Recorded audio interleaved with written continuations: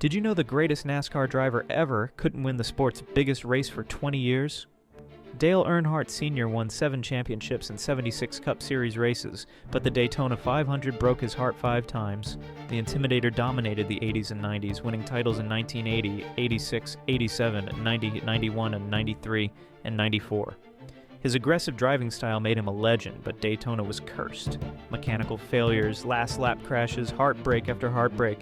Finally, in 1998, at age 47, Earnhardt crossed the finish line first.